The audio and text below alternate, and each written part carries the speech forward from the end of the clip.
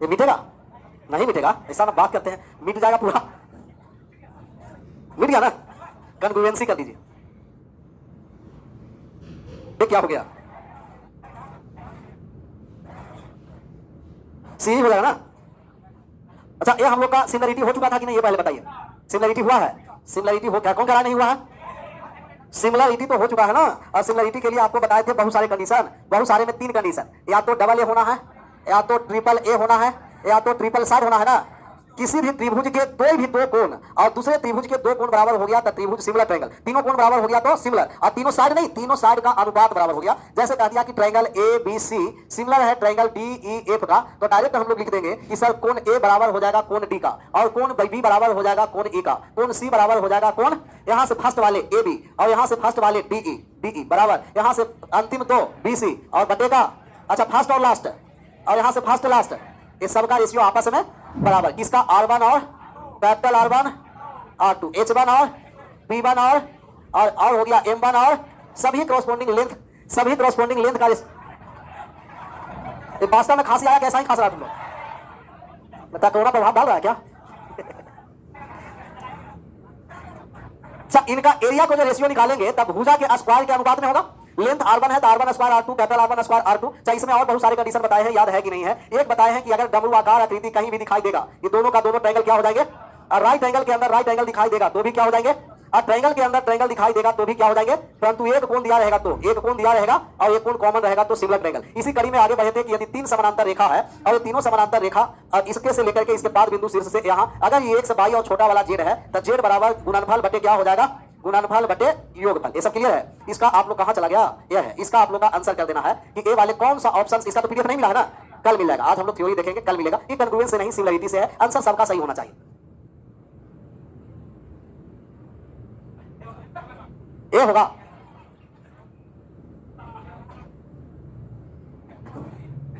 ये हम लोग को सेटिस्फाइड कर देना है कि कौन सही है। अच्छा, अगर ये दोनों ट्रायंगल सिमिलर है, पहला ऑप्शन लेके चल रहे हैं, अगर ये दोनों ट्रायंगल सिमिलर है तब हम लोगों को बड़ा वाला ट्रायंगल में पहले दोनों क्या है? ए बी, और ये छोटा वाले में पहले दोनों क्या है?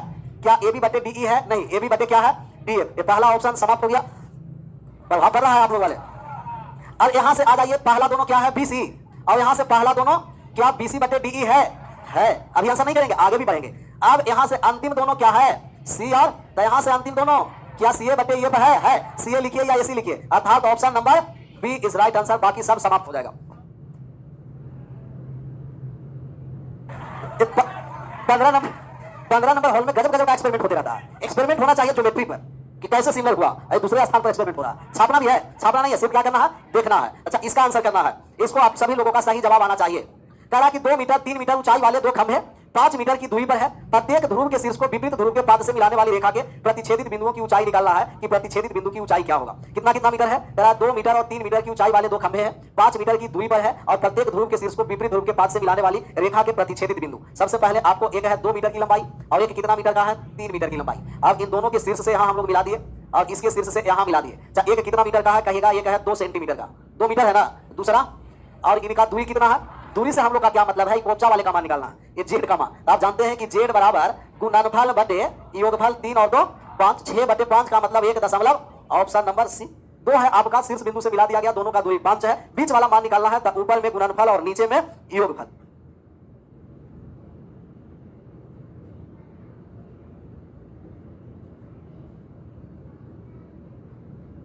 आगे बढ़े, छापना है, छापिए।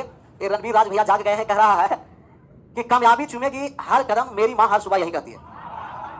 कामयाबी चूमेगी हर कदम मेरी मां हर सुबह यही कहती है। और कैसे थक कर बैठ जाऊं रास्तों में मेरी यारो, कैसे थक कर बैठ जाऊं रास्तों में मेरी यारो, मेरी मां मेरी कामयाबी की इंतजार में बैठी है। गजब गजब, ये सारी दिल छू लिया कसम से।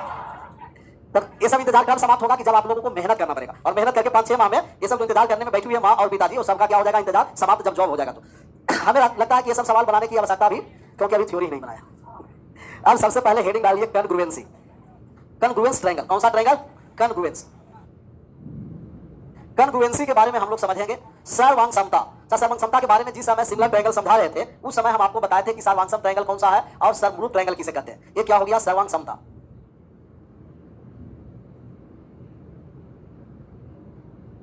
समरूप और सर्वांग समता में अंतर बताए हैं, पता है ना? समरूप और सर्वांग समता में अंतर है कि समरूप का मतलब आकृति एक दूसरे को ओवरलैप नहीं करता और सर्वांग सम का मतलब आकृति एक दूसरे को क्या कर जाए, ओवरलैप कर जाए। जैसे हम आकृति ले रहे हैं, कैसे लिए आकृति, जैसे ये आकृति हो गया आपका, इसको एक और जरूरी नहीं है कि आप सिर्फ ट्रायंगल में ही कॉन्ग्रुएंस सर्वांग सम बोल सकते हैं। और ये वाले आकृति को जब इस पर हम ला करके रख दें तो एक दूसरे को क्या कर जाए, ओवरलैप, तब ये सर्कल दोनों क्या हो गए, कॉन्ग्रुएंस। कॉन्ग्रुएंस का मतलब कि इनका एरिया भी बराबर, पेरीमीटर भी बराबर, रेडियस भी बराबर और डायमीटर भी बराबर, सबका सब आपस में बराबर हो गया, तो एक कॉन्ग्रुएंस हो गया सर्वांग सम। सर जरूरी नहीं है कि वृत्त में ही हम लोग सर्वांग सम बोल सकते हैं, वृत्त ले लीजिए या और कुछ लीजिए। जैसे हम एक आयत ले लेते हैं या एक वर्ग ले लेते हैं और ये हो गया एक वर्ग, इसे कलर चेंज करते हैं, दूसरा को कलर चेंज कर दिए। चाहे ए वाले जो ग्रीन वाले वर्ग पर अगर व्हाइट वाले वर्ग हम ला करके रख दे और एक दूसरे को क्या कर जाए, ओवरलैप, तब हम कहेंगे क्या हो गया, सर्वांग सम। तब दोनों का दोनों वर्ग आपस में क्या है, सर्वांग सम है। ऐसे आप ट्रायंगल में भी बता सकते हैं, कोई भी आकृति जहां आपको सर्वांग समता सिद्ध करना हो तो आकृति एक दूसरे पर क्या हो जाए, ओवरलैप हो जाएगा, वो सर्वांग सम होगा। जैसे एक ट्रायंगल ले लिए हम लोग कि एक ट्रायंगल है, एक और ट्रायंगल यहां चला आया, ये ट्रायंगल को कोई भी कलर दे देते हैं और ये वाले ट्रायंगल एक दूसरे पर आकर ओवरलैप हो गया ओवरलैप, नहीं दिखाई दिया, अब दिखाई दिया। और जब ओवरलैप हो जाएगा तो क्या हो जाएगा, सर्वांग सम। ओवरलैप नहीं होगा तो क्या होगा, समरूप। तो समरूप के लिए सिर्फ कोण को बराबर करना है, सर्वांग सम के लिए कोण और भुजा दोनों को बराबर करना है, और समरूप के लिए सिर्फ किसको बराबर करना है, कोण को। ऐसे लिख दीजिए कि सर्वांग समता के लिए कोण तथा भुजा दोनों को बराबर करना है, कोण तथा भुजा दोनों को बराबर करना है।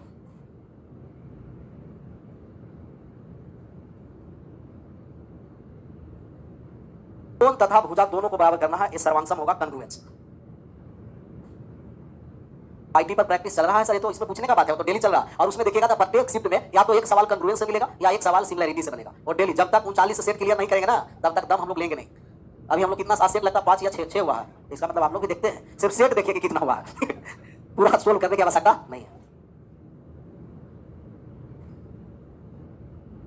बाईटी का फुल फॉर्म क्या होता है सर, बाईटी का A2। वाह, हमें भी बहुत सारा बाईटी हमके बाईटी का मतलब क्या है, बाईटी का मतलब क्या, धीरे धीरे हमें समझ में आया कि वो बाईटी का मतलब सर्वांग सम का मतलब कोण भी और भुजा भी दोनों, और सिर्फ समरूप के लिए क्या बराबर होना, कोण को बराबर करना। अब इसे हम लोग कोण को भी बराबर करेंगे और भुजा को भी बराबर करेंगे। अब सर्वांग सम में कंडीशन समझना है कि कितने कंडीशन से हम लोग सर्वांग सम कोई भी त्रिभुज का कर सकते हैं। कंडीशन शर्त क्या है, तो इसका कंडीशन हम लोग समझेंगे।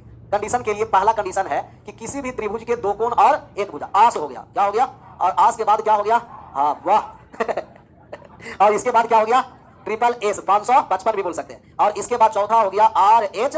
RHS का बहुत सारे लोग समझ जाते हैं राइट हैंड साइड, नहीं, वो LHS RHS अलग है, यहाँ RHS है राइट एंगल हाइपोटेनियस साइड। अच्छा, ये आस कहीं कहीं आशा भी बन जाता है क्या, एस वो जो समझ रहे हैं वो नहीं है कहां कहां तक सोच लेता है लोग, जो सोच रहा है वो सोच नहीं रहा है, उसके लिए पहले सब क्लियर होना है तब वहां तक पहुंचेंगे, पहले ही वहां तक पहुंच जाता। धन्य है प्रभु आप लोग, ये समय तो दिमाग बहुत चलता है ना, क्योंकि ब्लड लेसन आप लोग पढ़े हैं, हमें पता है, रीजनिंग पढ़े हुए हैं। अच्छा, रीजनिंग है आपका, 1 मिनट,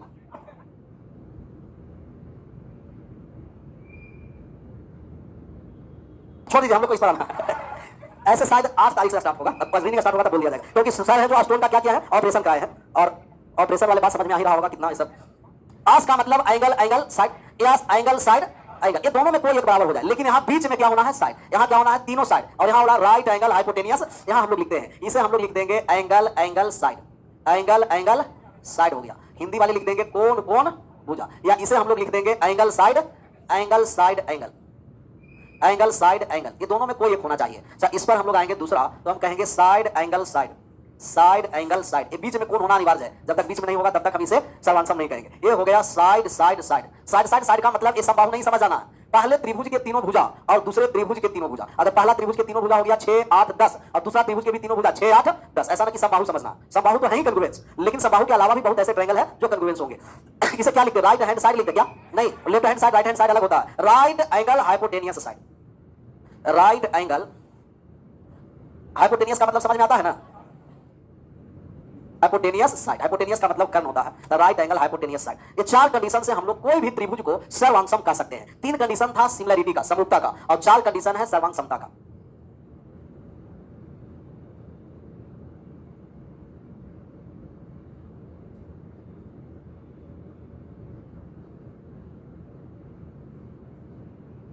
आस 500 और बस 4 याद रखना।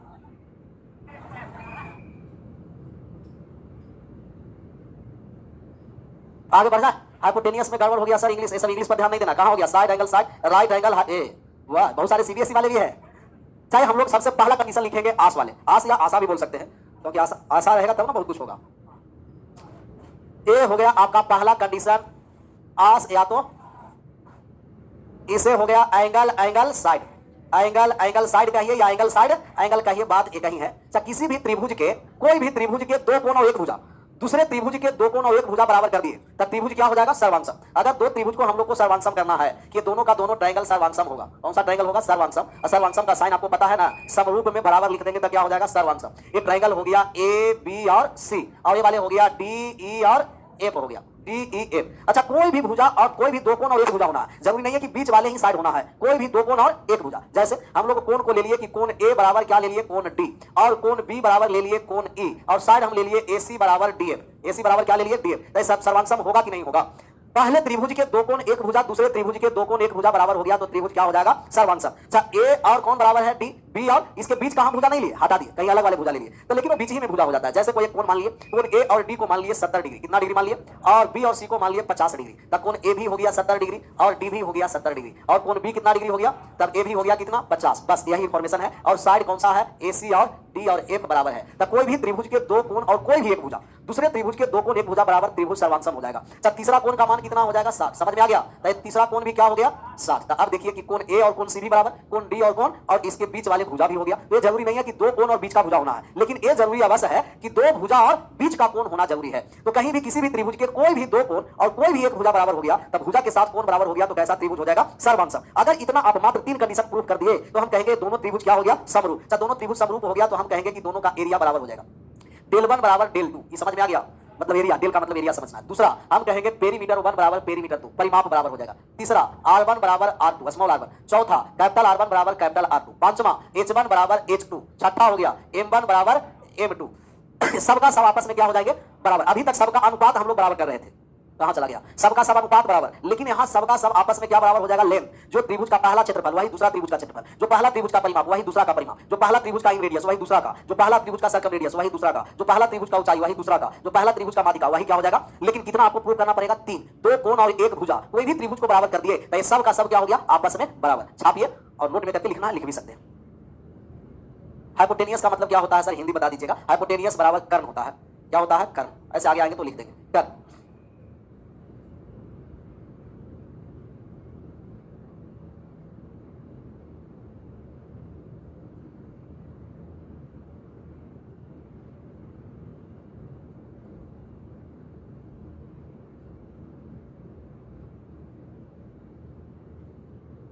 एस नहीं, एस एस ए नहीं, एस ए एस होना है। किसी भी त्रिभुज के दो भुजा और एक कोण होना है, लेकिन इसमें दोनों कंडीशन सत्य है। डबल ए एस कहिए या ए एस ए कहिए,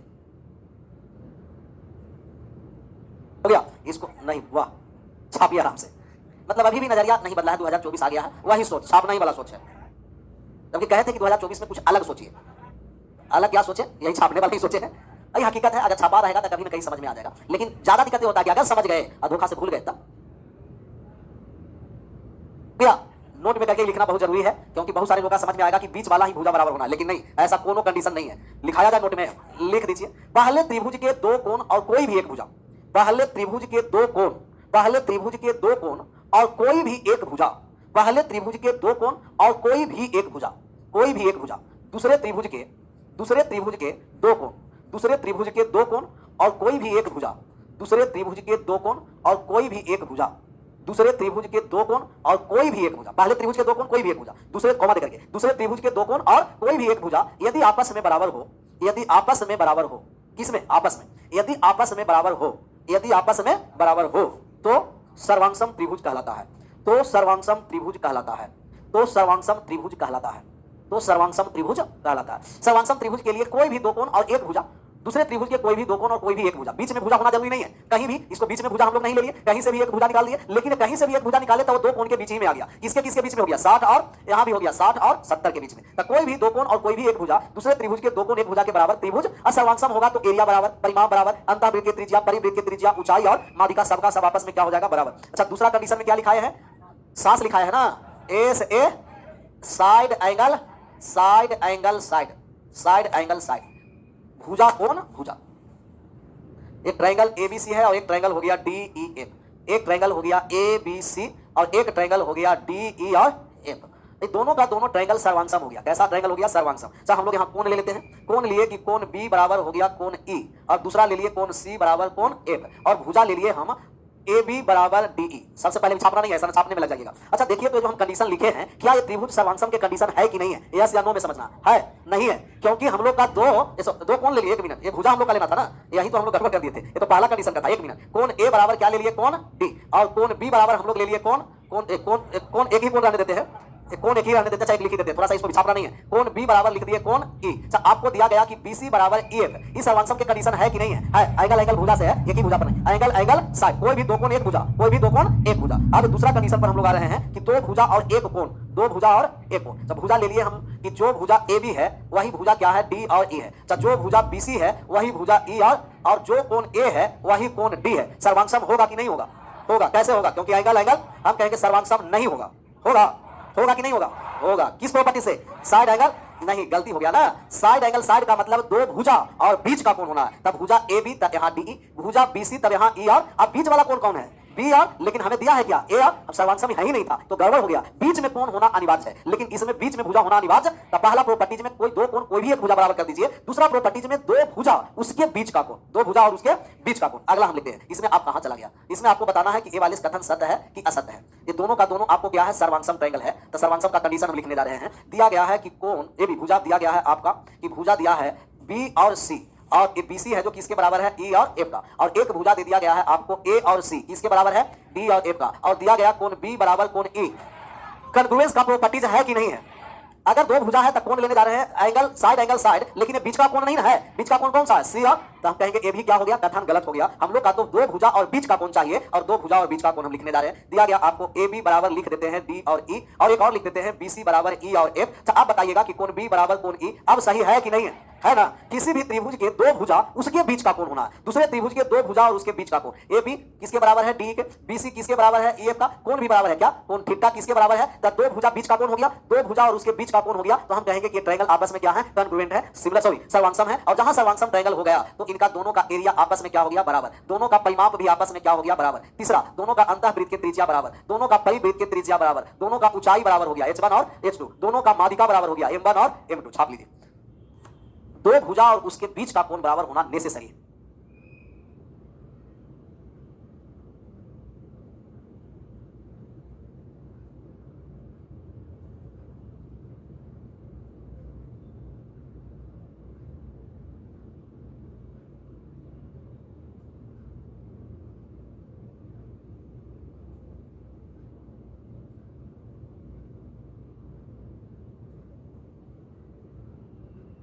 तीसरा हेडिंग नहीं नोट में करके लिखेंगे तो इतना जल्दी क्या है? बात तो आराम से समझना। तेरा बीच वाला नहीं समझ में आया, मतलब दो भुजा तो बराबर समझ में आया, परंतु बीच वाला नहीं तो समझ में आना चाहिए था। दो भुजा और उसके बीच का कोण बराबर होना। कौन सा कलर से साइड कर दे? अच्छा, साइड हम कर दिए कि ये वाले जो साइड है ये दिखाई दे रहा है नाथ बाबा को इस तरीके से। अच्छा, ए बी है जो किसके बराबर है? कहिएगा ए बी है जो डी ई के बराबर है, ए बी है डी ई के बराबर, और एक हो गया आपको बी सी, बी सी किसके बराबर है? ई एफ का। अच्छा, ये दोनों जो भुजा बराबर है उनके बीच में कौन सा कोण आ रहा है? उसमें बी आ रहा, इसमें कौन आ रहा? तो दो भुजा और बीच वाले कोण, दो भुजा और बीच वाले को। अगर हम डीई और डीएफ को बराबर करते तो कौन सा कोण लेते? ए और। तो किसी भी त्रिभुज के दो भुजा और उसके बीच का कोण दूसरे त्रिभुज में दो भुजा और बीच के कोण बराबर हो जाएगा तो त्रिभुज क्या हो जाएंगे? सर्वांशम। और जो त्रिभुज सर्वांशम कर दिए तब उसमें हम कहेंगे कि दोनों का एरिया बराबर। अच्छा, दोनों का एरिया पेरीमीटर के बराबर नहीं है, एरिया का मान अलग होगा, पेरीमीटर का मान अलग होगा, रेडियस अलग होगा, इन रेडियस सर्कम रेडियस अलग होगा, लेकिन दोनों का सर्कम रेडियस बराबर होगा। मान लिया कि सर्कम रेडियस पहला का 5 आया तो दूसरा का, पहला का हाइट 10, दूसरा का भी हाइट 10, पहला का माध्यिका 15, दूसरा का माध्यिका 15, पहला का एरिया 20 सेंटीमीटर स्क्वायर, दूसरा का भी 20 सेंटीमीटर स्क्वायर, पहला का परिमाप 25 तो दूसरा का भी परिमाप 25। ऐसा नहीं कि सभी का मान बराबर, नहीं, एरिया अलग मान है, परिमाप अलग है, इन रेडियस सर्कम रेडियस हाइट और मीडियन सब क्या है? अलग है। नोट में करके इसे भी लिख दीजिए। पहली त्रिभुज के दो भुजा, पहली त्रिभुज के दो भुजा, पहली त्रिभुज के दो भुजा और उसके बीच का कोण, पहली त्रिभुज के दो भुजा और उसके बीच का कोण, पहले त्रिभुज के दो भुजा और उसके बीच का कोण, बीच का कोण, तथा दूसरे त्रिभुज के दो भुजा, तथा दूसरे त्रिभुज के दो भुजा और उसके बीच का कोण, तथा दूसरे त्रिभुज के दो भुजा और उसके बीच का कोण, बीच का कोण, दूसरे त्रिभुज के दो भुजा और उसके बीच का कोण बराबर हो तो त्रिभुज सर्वांशम होंगे। समरूप क्यों लिख रहे थे? तो त्रिभुज सर्वांशम होंगे, तो त्रिभुज सर्वांशम होंगे, कॉन्ग्रुएंसी, तो त्रिभुज सर्वांशम होंगे। त्रिभुज क्या हो जाएंगे? सर्वांशम। लिखा गया, आगे बढ़ जाए। अच्छा, त्रिभुज सर्वांशम हो गया तो सभी का सभी पॉइंट आपस में क्या हो जाएंगे? बराबर। लेकिन पहला में ऐसा हम कंडीशन नहीं लिखा है। पहला में कंडीशन लिखा है कि किसी त्रिभुज के या पहले त्रिभुज के दो भुजा कोई भी एक हो, दूसरे त्रिभुज के दो भुजा कोई भी एक कोण। यहाँ कोई भी एक भुजा और एक कोण नहीं लिखा है, यहाँ हम लोग लिखाए हैं कि किसी त्रिभुज के दो भुजा और बीच वाले कोण, और यहाँ की किसी त्रिभुज के दो कोण और कोई भी जरूर नहीं कि बीच ही वाले भुजा बराबर बीसी और इसी ही बराबर होना, कोई भी एक भुजा दो कोण बराबर कर दिए सर्वांग। लेकिन यहाँ दो भुजा बराबर किए हैं तो उसके बीच वाले कोण बराबर होना। अगर ए बी और सी ई नहीं बराबर किया, सी और ए बराबर किया, सर्वांग नहीं होगा। ए और डी बराबर कर दिया, सर्वांग। इसके बीच में होना, कॉमन वर्टेक्स होना क्या है, जरूरी है। तीसरा के बाद कहां चले आए, चौथा पर। तीसरा दूसरा ही था तो दूसरा के बाद तीसरा पर आ गए। तीसरा ट्रिपल एस हो गया ना, एस एस और साइड साइड और साइड। तो साइड साइड का मतलब समझ में आ गया, पहले त्रिभुज के तीनों भुजा दूसरे त्रिभुज के तीनों भुजा की लंबाई आपस में क्या हो जाएगा, बराबर त्रिभुज क्या हो गए, सर्वांगसम। तो सर्वांगसम बनाने जा रहे हैं। त्रिभुज ए बी सी और त्रिभुज डी ई एफ सर्वांगसम होना है। ए बी सी और डी ई और एफ, इसको हम लोग सर्वांगसम बनाने जा रहे हैं। क्या बनाने जा रहे हैं, सर्वांगसम। बना दीजिए सर्वांगसम। सर्वांगसम बन गया। कौन कौन से बराबर है, कहिएगा कि ए बी बराबर हो गया आपका डी और ई, दूसरा ले लिए बी सी बराबर हो गया आपका ई और तीसरा ले लिए डी एफ बराबर हो गया, या डी एफ पहले क्यों, पहले ही ऐसे लिख देते हैं, कहीं भी लिख सकते हैं, रेशियो में सिर्फ सीधा लिखना। ए सी बराबर क्या हो गया, D F. A B D के बराबर, बी सी ई एफ के बराबर और ए सी डी एफ के बराबर। अगर ये तीनों भुजा आप बराबर कर दिए तो ऑलरेडी तीनों कोण बराबर हो जाएगा, और जब तीनों कोण बराबर हो जाएगा तब भुजा और कोण सब बराबर हो गया, क्या हो जाएगा, सर्वांगसम। ये जरूरी नहीं है कि सब समबाहु ही होना है। जैसे इसे 6 सेंटीमीटर ले लिए, 7 ले लिए, 8 हो गया। यहाँ भी 6 7 और 8, 6 7 8 ले लिए। तब पहला त्रिभुज के तीनों भुजा दूसरे त्रिभुज के तीनों भुजा के बराबर सर्वांगसम। अगर सर्वांगसम हुआ तो आप कहेगा कि एरिया बराबर हो गया डेल 1 बराबर डेल 2, दूसरा हो गया इनका पेरीमीटर P1 बराबर P2, तीसरा हो गया इनका इन रेडियस बराबर, और चौथा हो गया सरगम रेडियस बराबर, पांचवा हो गया हाइट लिख दे, हाइट बराबर हो गया, छठा क्या हो गया, मीडियन बराबर हो गया। तब मीडियन आपस में बराबर कर दीजिए, छाप लीजिए। एक और कंडीशन बचा हुआ है हम लोगों का, आर एच एस।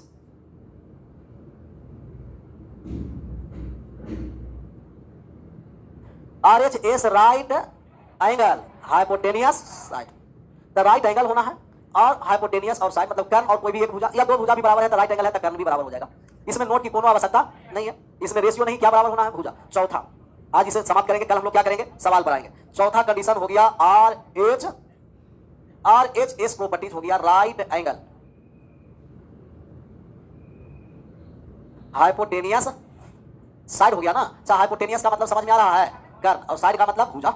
ये राइट एंगल हम लोग बना कर दिए। राइट एंगल होना है और हाइपोटेनियस और कोई एक साइड हो जाएगा तो दोनों का दोनों ट्रायंगल क्या हो जाएंगे, सर्वांगसम हो जाएंगे। Triangle A B C 90 degree हो गया, डी ई एफ पर भी क्या हो गया, 90 डिग्री। कोई आपका जो आपका हाइपोटेनियस अगर ये चाहता है ये भी क्या हो गया, और एक और कोई भुजा बराबर कर दिया, दोनों में कोई भी भुजा, ए बी बराबर डी एफ कर दे या बी सी बराबर एफ, ये त्रिभुज क्या हो जाएंगे आपस में सर्वांगसम। तो राइट एंगल होना है, हाइपोटेनियस साइड होना। अच्छा, राइट एंगल हम लिख दिए, कोण बी बराबर कोण कितना डिग्री हो गया, 90 डिग्री हो गया। अच्छा, साइड हो गया ए सी बराबर क्या हो गया, डी और एफ, इसको हम लोग क्या बोलते हैं, हाइपोटेनियस एच हो गया। कोई एक भुजा और ले लिए, ए बी बराबर क्या ले लिए, डी ई, त्रिभुज क्या हो गया, समरूप, सॉरी सर्वांगसम। सब बात को समझिए, इसको प्रॉपर्टीज को लिखने की कोनो आवश्यकता भी नहीं था, ये डबल ए एस से भी हो गया। किसी भी त्रिभुज के दो भुजा और सॉरी किसी भी त्रिभुज के तो किससे हुआ था, साइड, हाँ, एंगल से भी, साइड से भी, दो कोण बीच का एक भुजा कोई भी ले लेंगे तो भी आपस में बराबर। या तो आप पाइथागोरस प्रमेय से भी ले सकते हैं कि अगर हमें निकालना है आधार तो कर्ण स्क्वायर बराबर हो गया लंब स्क्वायर, ये भी हो गया कर्ण स्क्वायर बराबर तब दो साइड बराबर हो गया बीच का कोण, इससे भी आप कर सकते हैं। या आर एच एस भी डायरेक्ट याद रखना। अच्छा, इसका भी एरिया आपस में क्या हो जाएगा, P1 बराबर क्या हो गया, डेल 2 डेल 1 डेल 2, P1 बराबर क्या हो गया, P2, और R1 बराबर क्या हो गया, R2, कैपिटल R1 बराबर कैपिटल R2 हो गया, H1 बराबर H2 हो गया, M1 बराबर,